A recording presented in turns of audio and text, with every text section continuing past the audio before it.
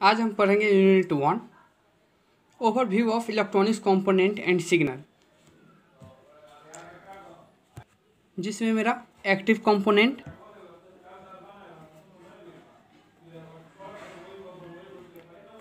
And passive component, active component and passive component के बारे में जानेंगे। एक्टिव कंपोनेंट में कौन कौन से इक्विपमेंट आते हैं और पैसिव कंपोनेंट में कौन कौन से इक्विपमेंट आते हैं। जो हम दो भाग में एक्टिव कंपोनेंट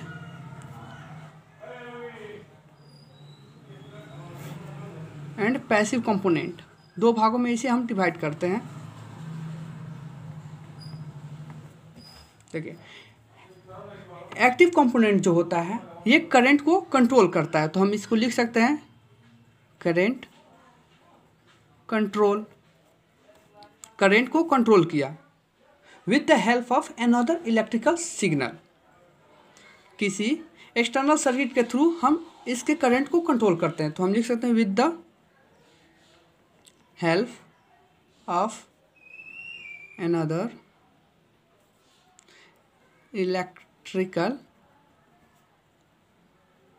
सिग्नल। और ये पावर को गेन करता है, मतलब एम्पलीफाई करता है। जो हम सिग्नल देते हैं उसे इंक्रीज करके हमको आउटपुट में देता है। क्या हुआ? करंट को कंट्रोल किया with the help of another electrical signal and power को एम्पलीफाई किया। पैसिव कंपोनेंट जो होता है ये करंट को कंट्रोल तो करता है, बट इसमें किसी भी प्रकार का एक्सटर्नल सर्किट का यूज़ नहीं किया जाता है। इसमें हम with the help of another electrical signal का यूज़ नहीं करते करंट को कंट्रोल करने के लिए, या ये पावर को भी गेन नहीं करता, तो हम इसे क्रॉस कर देते हैं। अब बात करते हैं हम रेजिस्टेंस की। क्या रेजिस्टेंस मेरा एक्टिव कंपोनेंट है या पैसिव कंपोनेंट है? ये मेरा रेजिस्टेंस का सिंबल होता है, जिसे ओम्स इसका यूनिट होता है। ओके, रेजिस्टेंस का सिंबल है। अब हम बात करते हैं रेजिस्टेंस जो है वो एक्टिव कंपोनेंट है या पैसिव कंपोनेंट है। ओके, तो रेजिस्टेंस का काम क्या होता है? ये करता है करंट को अपोज, जो हम करंट फ्लो कर रहे हैं उसे अपोज करता है। सच है, जैसे कि हमारे पास कोई एलईडी लाइट है, वो 2 एम्पियर लोड ले रही है। इसका जो क्षमता है वो 2 एम्पियर का है, तो हम क्या करेंगे? और हमारे इनपुट में 3 एम्पियर का करंट फ्लो कर रहा है, तो हम क्या करेंगे? इसके सीरीज में, लोड के सीरीज में हम एक रेजिस्टेंस प्रोवाइड कर देंगे जो करंट को अपोज करेगा। अब बात बताओ, यहाँ पे जो करंट का अपोज किया है, क्या इसमें किसी भी प्रकार का हम एक्सटर्नल सर्किट का यूज़ किए हैं? नहीं किए हैं। ये इसकी प्रॉपर्टी है कि ये करंट को अपोज कर रहा है। इसमें किसी भी प्रकार का with the help of another electrical signal, किसी भी प्रकार का अनदर इलेक्ट्रिकल सिग्नल का यूज़ नहीं किए हैं। इसमें इसकी प्रॉपर्टी है कि ये करंट को अपोज कर रहा है, तो ये किस में जाएगा? ये पैसिव कंपोनेंट में जाएगा। तो हम लिख सकते हैं रेजिस्टेंस पैसिव कंपोनेंट में हम ले सकते हैं रेजिस्टेंस को। अब बात करते हैं ट्रांजिस्टर की।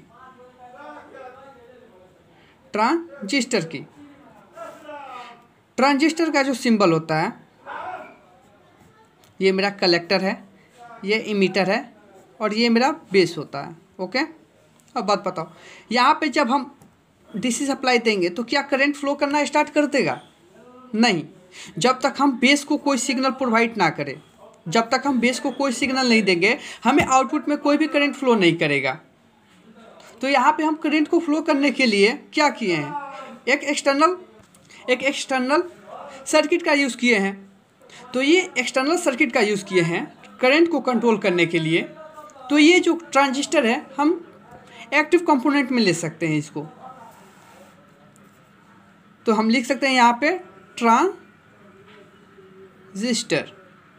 ट्रांजिस्टर को हम एक्टिव कंपोनेंट में ले सकते हैं। अब बात करते हैं डायोड की। डायोड मेरा एक्टिव कंपोनेंट है या पैसिव कंपोनेंट? डायोड का जो सिंबल होता है, ये मेरा डायोड का सिंबल है। जब हम इसको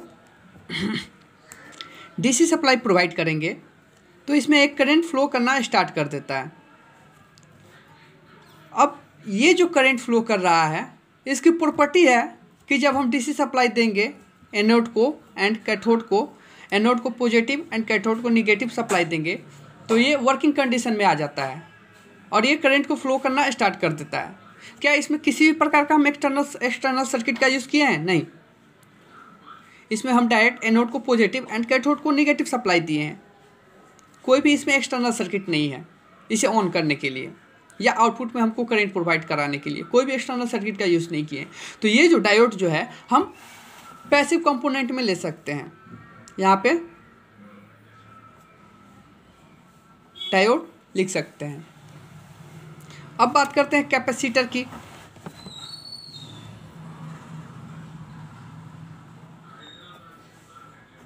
ये मेरा कैपेसिटर का सिंबल होता है। कैपेसिटर का काम क्या होता है? ये चेंज इन वोल्टेज को अपोज करता है और एनर्जी को स्टोर करता है। चेंज इन वोल्टेज को अपोज कैसे किया? जैसे कि हम यहाँ पे कोई सप्लाई प्रोवाइड किए और हमें 2 वोल्ट की सप्लाई आउटपुट मिल रही है और यहाँ पे हम 2 वोल्ट इनपुट में भी है मेरा।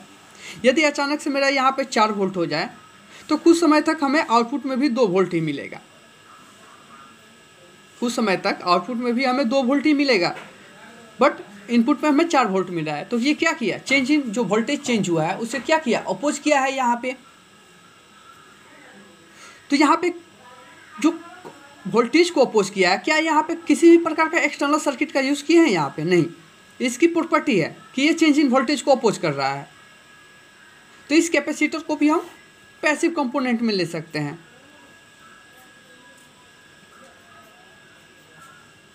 कैपेसिटर को भी पैसिव कंपोनेंट में ले सकते हैं।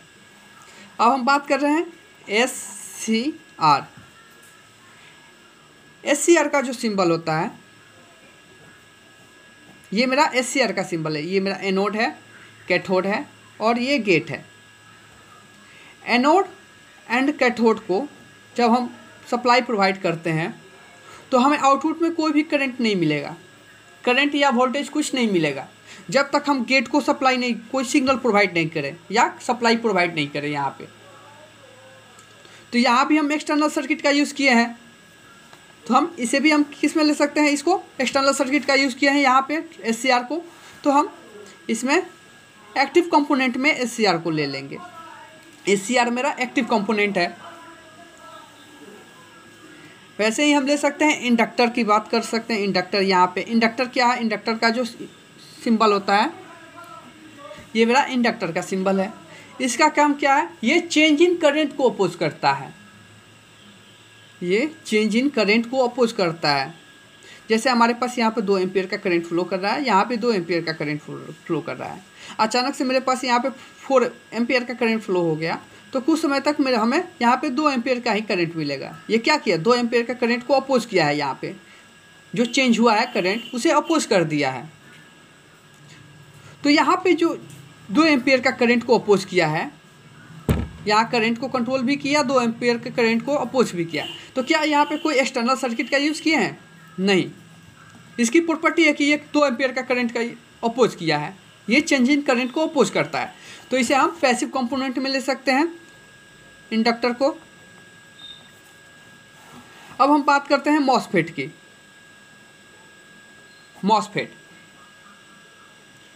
मॉसफेट का जो सिंबल होता है, ये मेरा सोर्स है, ये ड्रेन है और ये मेरा गेट है। ड्रेन सोर्स को जब हम सप्लाई प्रोवाइड करेंगे और इसके करंट को कंट्रोल करने के लिए हमें गेट पे भी करंट प्रोवाइड करना पड़ेगा। तो यहाँ पे करंट को कंट्रोल करने के लिए यहाँ पे गेट सर्किट का यूज़ किए हैं, एक्सटर्नल सर्किट का यूज़ किए हैं। तो हम इसे एक्टिव कंपोनेंट में ले सकते हैं, मॉसफेट। ये मेरा था active component and passive component. अब नेक्स्ट जो लेक्चर देखेंगे इसमें मेरा होगा, ये जो एग्जांपल लिए हैं, resistance, capacitor, inductor, MOSFET, transistor या SCR, इसके बारे में पढ़ेंगे, इसका वर्किंग, कंस्ट्रक्शन और एप्लीकेशन के बारे में। Thank you.